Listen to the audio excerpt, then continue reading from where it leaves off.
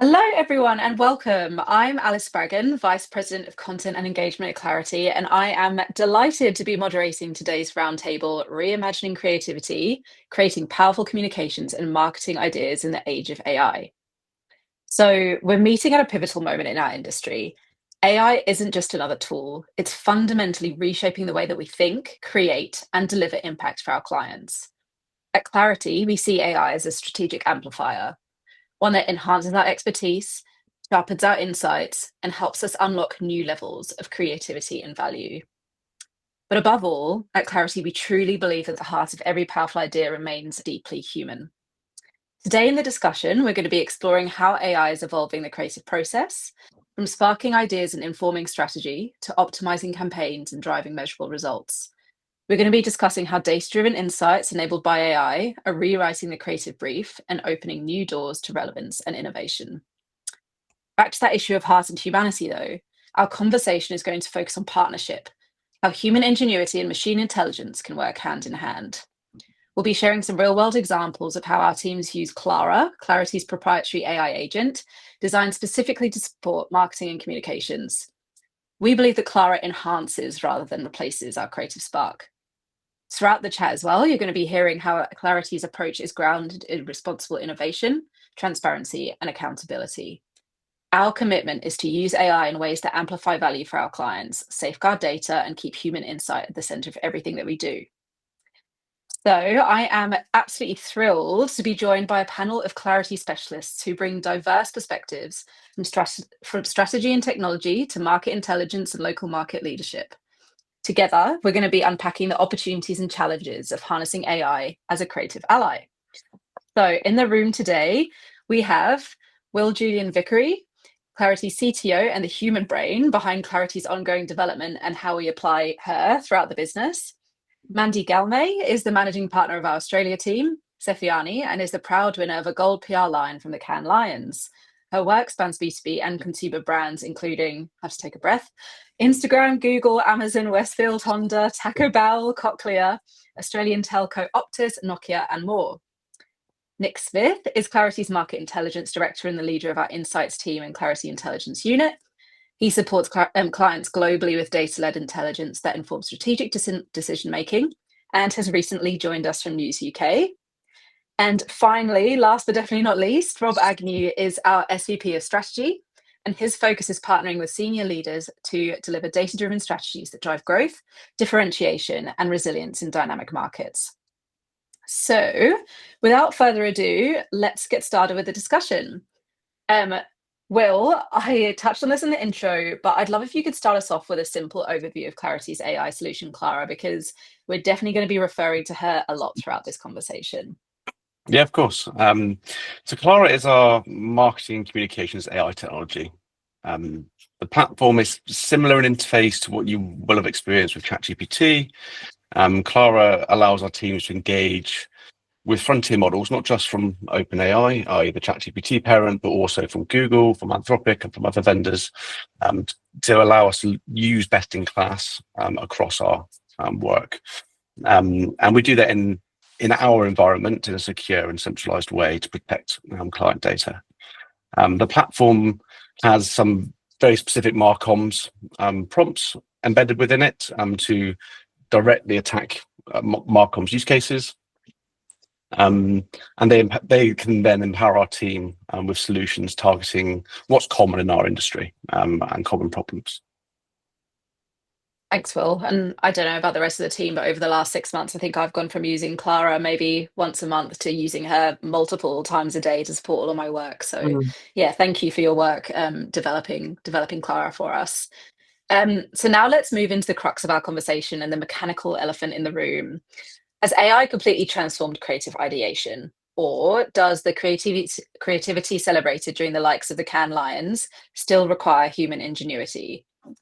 Rob, I'll hand over to you to answer this one first. Quite a big question. Yeah, that's exactly what I was going to say. A huge question, and I think it's probably easiest to break it down into two components: the creative process that we follow at Clarity, and then actually creativity itself. So I think that AI will optimize the creative process in ways that we can't even imagine right now. I think it's a fantastic desk research tool. Its insight potential is huge. The creative testing and validation that it provides, I think, is also another area that we're already seeing that play out with Claraara here at Clarity. But that said, I think that creativity, fundamentally coming up with the idea that drives a strategy that drives the difference for clients, I think will remain innately human for quite some time. I wouldn't say forever. I don't think you can say forever, considering how fast the technology is moving. But I think there are two reasons I believe it will be here for some time. And those are, one is the contextual relevance. The ability for human beings to engage with their environment and be dynamic with the information that they absorb, even with, the frontier model's search capability, they're not able to absorb and contextualize that information in the same way. So I think that's the first point. The second point is then the creative cut through. It's just LLMs by their very nature revert to the mean. So if you're looking for originality, it's pretty hard to find that within the prompting of an LLM. So I think, again, those two things and the convergence of those two things, contextual relevance, creative cut through, are why human ingenuity needs to sit at the heart of your creative process. Yeah, I agree, Rob. And I think the best creative is always human-centric. And we've seen that really come out and stand the test at the Cannes Lions recently, because the best campaigns, the ones that were the award winners, were totally unexpected. I think one of the key trends that I saw was around the unshittification of some of the average creative. And Dove was a really great example here.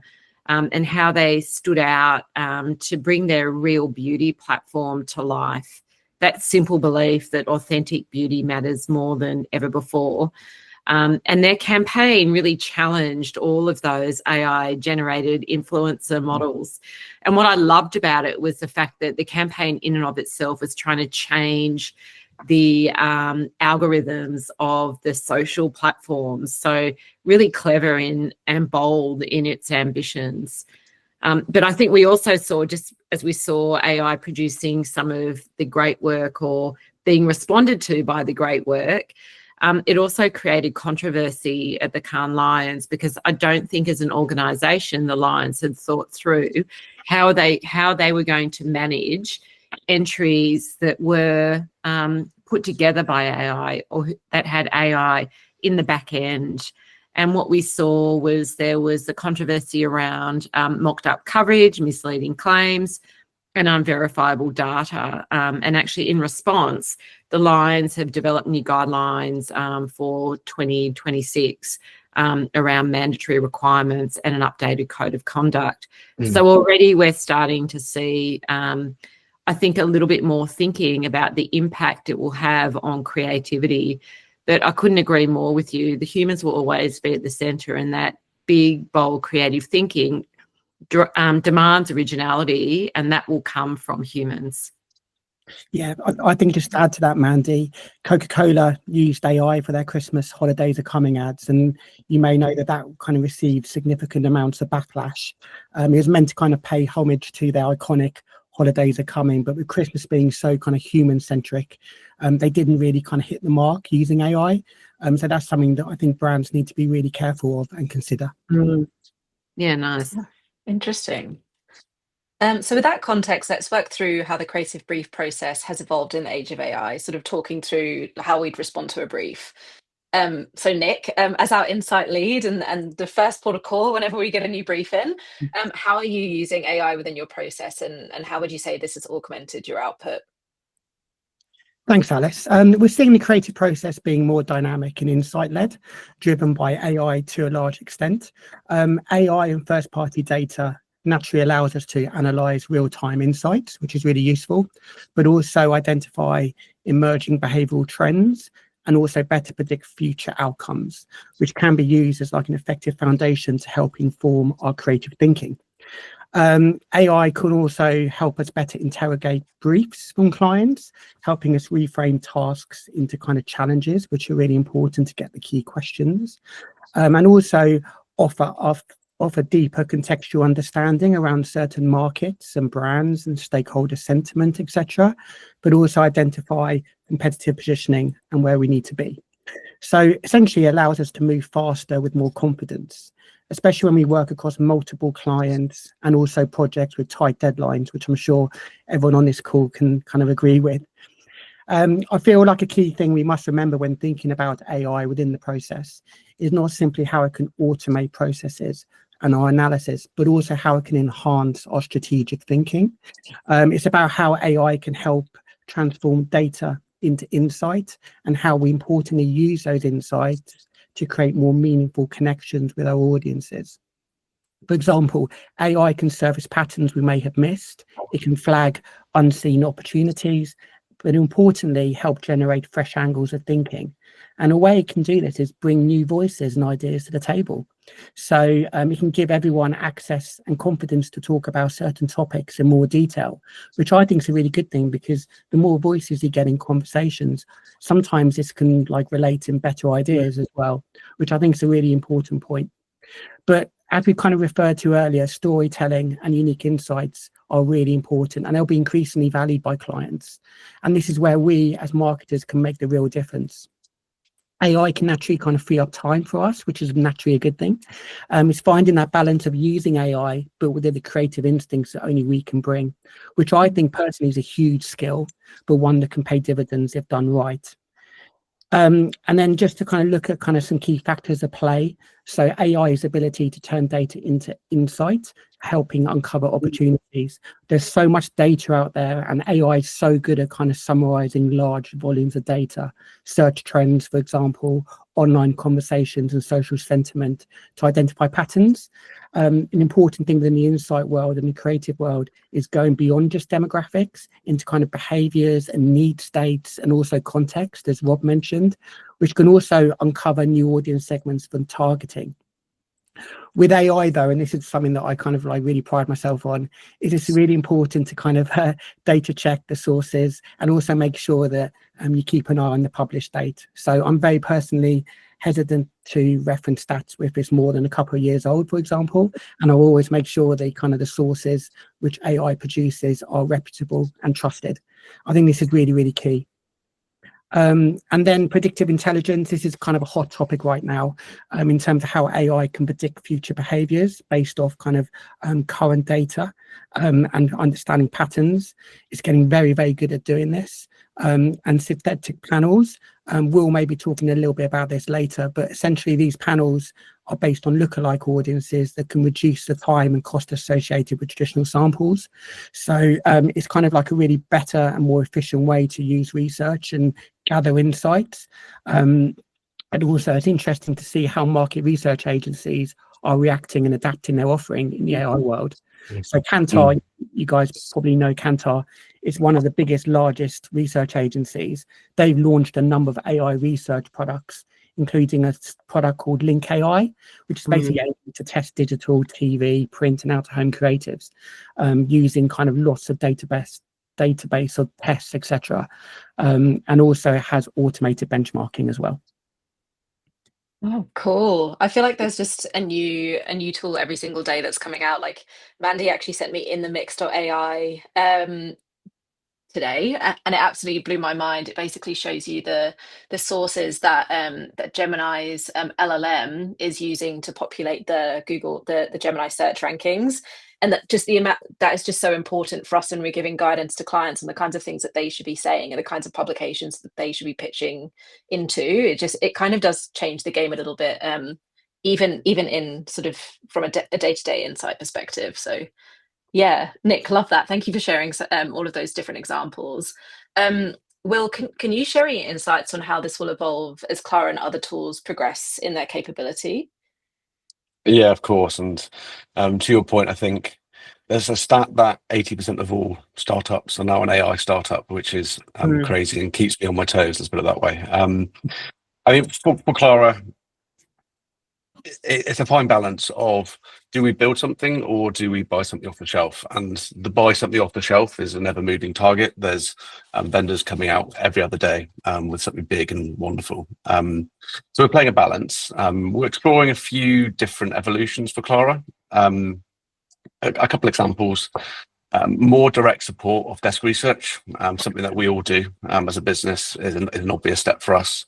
And another area, as Nick mentioned, is synthetic panels, augmenting traditional audience paneling with AI outputs. It's very early days and we're treading extremely cautious. With that, there's a very real risk with both panels and anything that comes from AI to introduce bias within those outputs. How can you trust that panel was actually correct? Which you can somewhat do with a human audience. It's much trickier when it's AI giving you the answer very confidently. And beyond that, we're also exploring how we can apply it to internal workflows. So maybe not necessarily quite exciting, but anything from how we onboard and offboard clients, how we ideate through to actually execution as well. End-to-end AI, as we've all seen, has many different ways it can make us or free up our time to do more value-add work. And that primary goal is always to enable our team to spend more time on where they can add the most value for our clients, with AI as the catalyst in that process, but very much as a supporting act, working alongside that human expertise, which, as we've all discussed, is we see as crucial.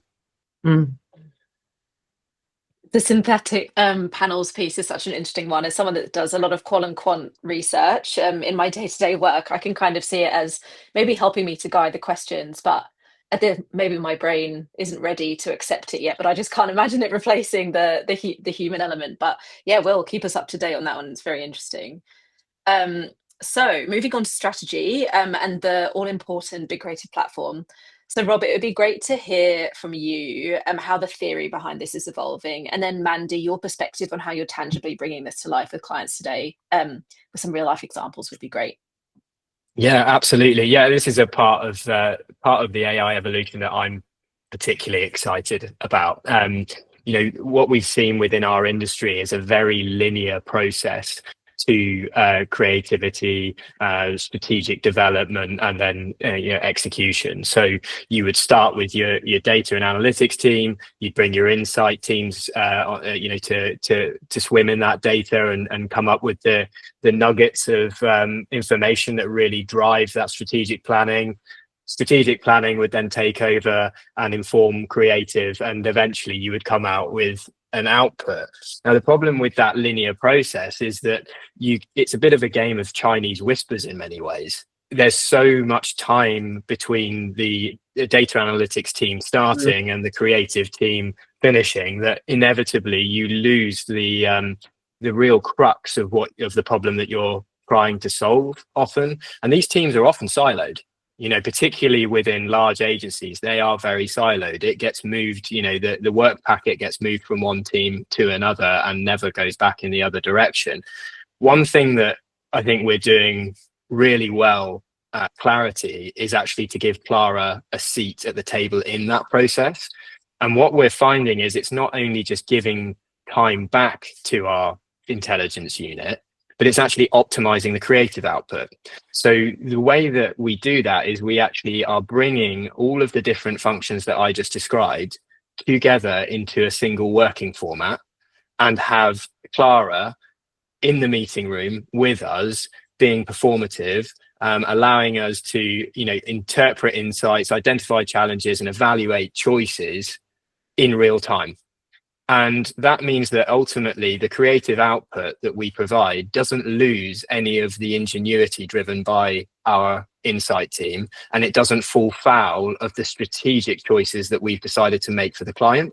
A lot of times we see creatives come up with absolutely mind-blowing, bold ideas that suddenly have lost their strategic relevance for the client challenge. And I think our ability to bring Claraara into that environment has prevented that.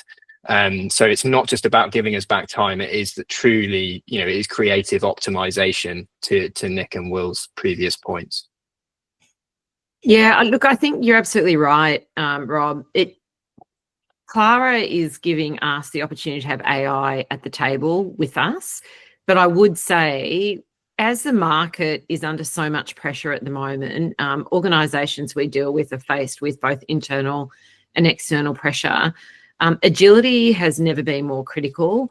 And what it does is, rather than that linear process that you were describing, it allows us to literally bring everyone all together all at once and fast track a really high quality creative proposition for our clients. So, I think we're starting to see this come to fruition. I'm going to give you 2 B2B examples, actually, because I really want us to think about the role that creativity plays in the B2B space, because there's a lot of room there to really uplift the way we think about the work agencies do and brands do. There's a recent example that we were working on for a financial services brand, and their ambition was to deliver a social impact focused campaign. But ultimately, this is an organisation who is completely focused on performance. So simply going back with brand awareness and social good as metrics or KPIs wasn't going to be sufficient for this brand, and certainly wouldn't have got our campaign over the line to win the new business opportunity. So thanks to Will and his team, our Claraara is very, very effective and has been built with prompt library, which includes some specific prompt questions relating to brand purpose, desired results, existing insights, and other contextual questions, which really form the basis of a creative brief. And these are the types of questions that a creative strategist would normally be sitting down with the team asking, and have also been contributed to by our creative strategy team. So once all of that information was entered into Claraara, she then helped us do the thinking. And it's important to note here, I think, that Claraara didn't do everything for us. She got us about 80% of the way. She created a broad framework of relevant options for consideration.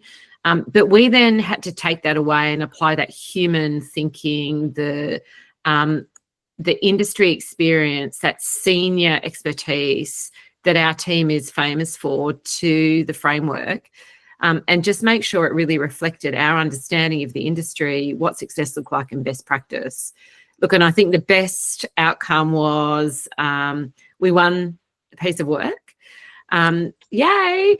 But really, that was because it brought together the best of both worlds. It brought together the technology, the pace the technology gave us, the breadth of capability the technology gave us, but also enabled us as a team to work together and bring that human layer, and kept us really focused on the performance part of the results, which, Rob, as you talked about, sometimes you can get caught up in the creative and forget the actual business impact you're trying to create. If you will, I've got one more that I'd really like to share, which again is a B2B example for a brand that quite often speaks to consumers, but we were working alongside the CMO of one of Australia's largest brands to build out her executive eminence program.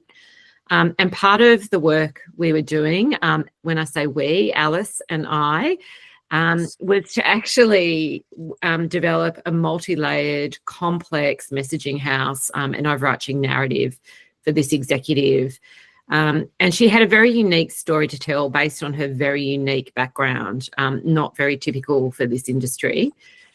We interviewed her with a point of view session. We read everything she'd ever written. We and looked at all the messages and all the previous media coverage that she'd appeared in, and anything that could be used by her in events and across marketing and comms. And that really started the basis of our narrative framework.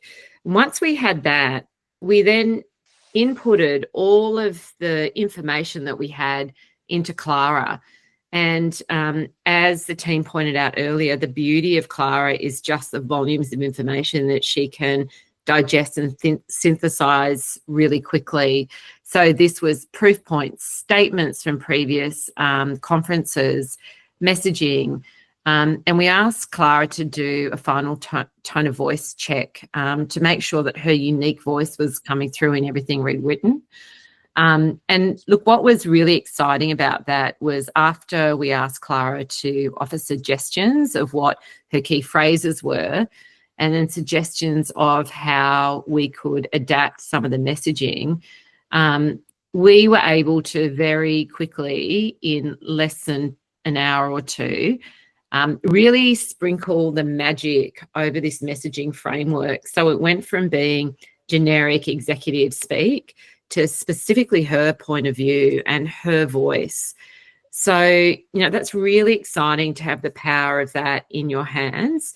And if I think about what it means for client work, it's helping us really uplift what we can do within timeframes to really support our clients.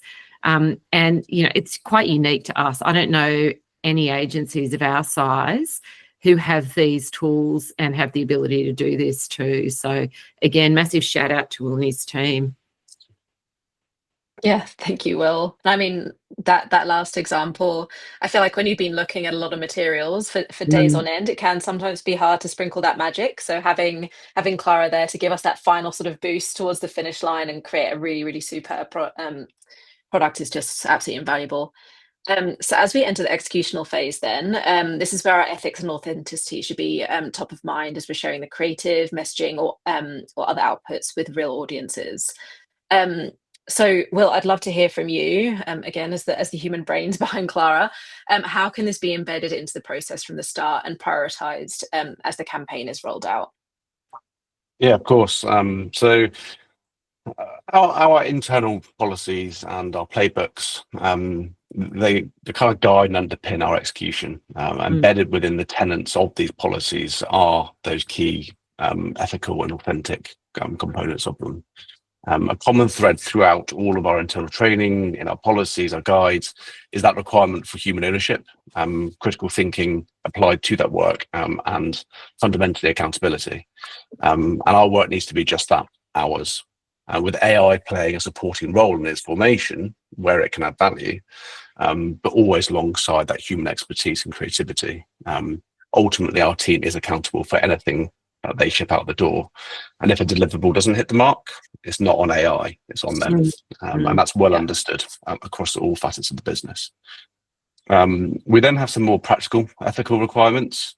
We're always reviewing the balance of our do's and don'ts. We're in a world where things are shifting incredibly quickly, and what's normal is changing from one month to the next. But right now, we have some kind of key standout requirements. Firstly, transparency.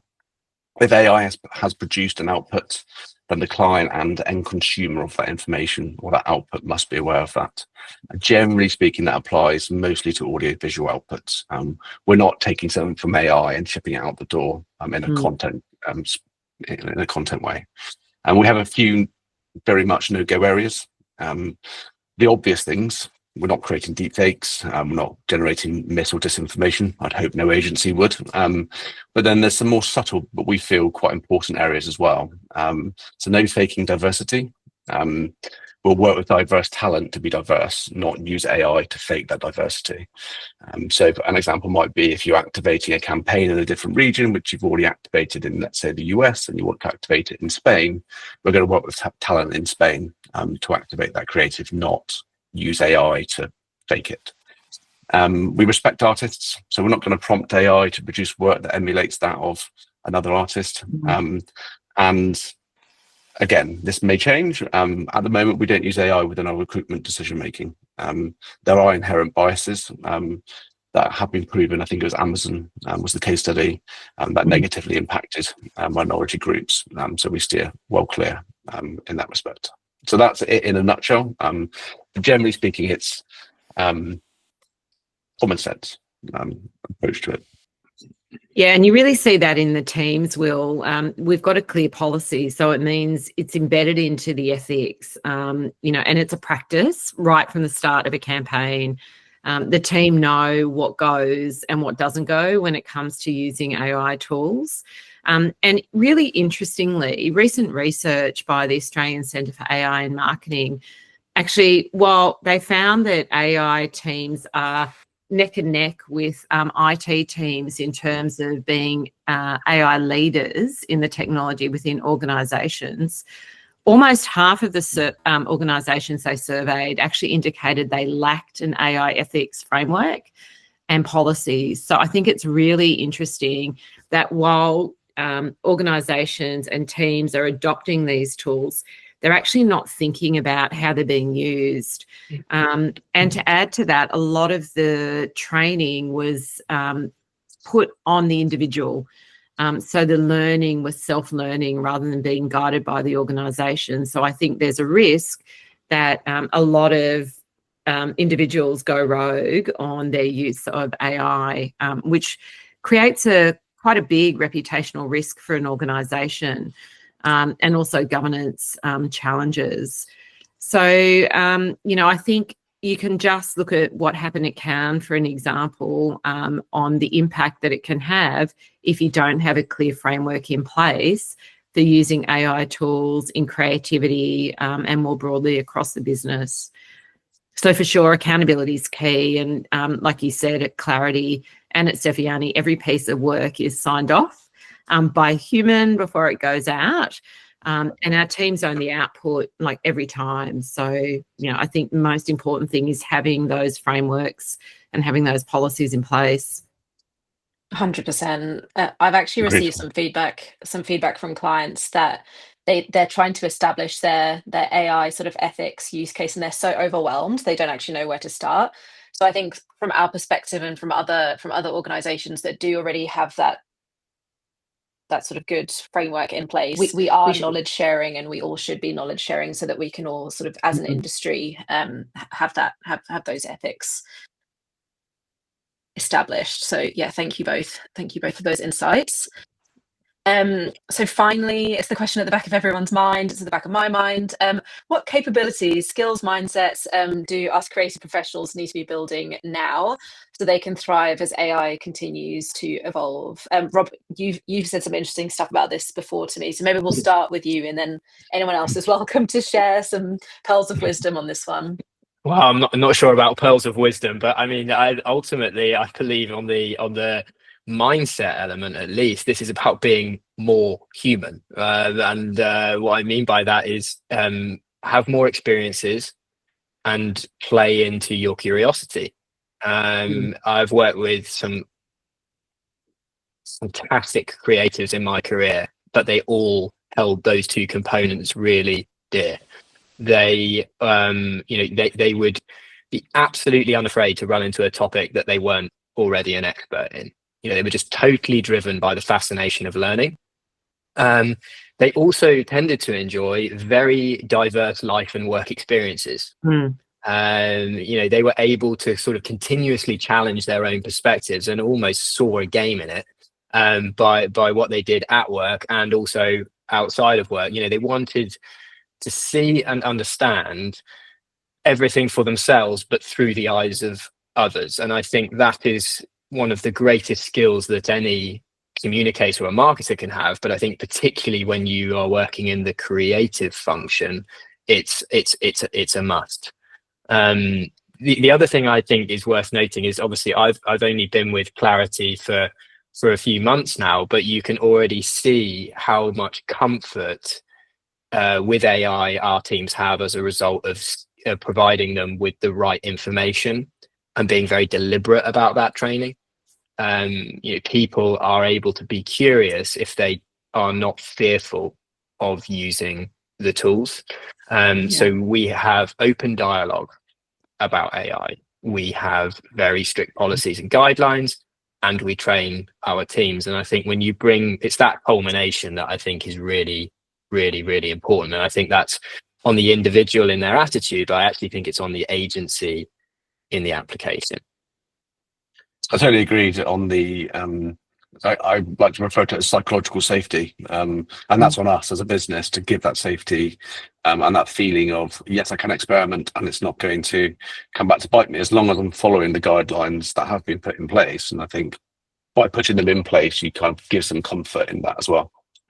And I think also linking the psychology point and also around critical thinking and human expertise, human psychology and behavioral economics, I think are really important considerations we shouldn't forget within this, where we can basically take our learnings about what we know drives human behavioral change, such as social proof or framing, to help inform the creative messaging and also our activation. So I think human behavioral economics also can be used to understand how people perceive the quality of AI output as well. So, for example, the illusion effect relates to how people believe effort is a proxy for quality. So, for example, a test was done comparing two pictures of a skeleton, which were the same, but one was done by a human artist and one was done by AI. When shown and described, respondents selected the picture that was done by the artist as being better due to the time it took and the perception of skill involved, which is really, really interesting. But also when it comes to AI output, and we referred to this earlier, increased focus should be on the prompter and their experience in asking the right questions and also getting the best outputs. So there was a really good example of Citibank logo, which was sketched in 30 seconds by a creative on the back of a napkin. This sketch cost Citi $1 million, despite it only taking 30 seconds to create. The justification from the creative agency, well, it may have taken 30 seconds to sketch, although it took 30 years of experience to draw. So I think that's a really nice example of just kind of using out, like the AI output is a starting point, and it shouldn't be like devalued or valued. But yeah, I mean, I think with all of this, it's no coincidence that the theme of title of MadFest this year was "Be Less Boring." So it's exciting times in any case, and it should keep us all on our toes. Yeah, absolutely. And you, like, be less boring. You need to be curious. You need to be open to experience, and all of that comes through as you play with tools. And the more you play, the more curious you become. And maybe I'll just summarize, Alice, with a phrase I keep hearing: AI won't take your job, but someone who knows how to use it will. So play with the tools. I think be curious, explore, use creative language, use it for creative tasks and see what the output is. Because who knows, it might just help you uncover an idea, a campaign concept that you never thought possible. So just play. Play with the tools, and like Rob said, go out and do fun stuff. I love that. That's a really positive piece of advice during a bit of a stressful period in history. So yeah, thank you. Thank you so much, everyone. That was a really great conversation. So just to sort of summarize as well, while AI is transforming our industry, it is clear that agencies that are on the front foot with AI are becoming an even better investment, because we can strategically harness AI to amplify human creativity, insight, and accountability. That means we can deliver smarter, more impactful results for our clients than tech alone ever could. If you are, or the audience, interested in learning more about Clarity's advanced AI technology, or want to find out how we can drive business results for your organization through insight-led, creative, impactful campaigns, please reach out. Thank you so much to the panel, and bye. Thanks so much, everyone. Thank you. Thank you. Bye.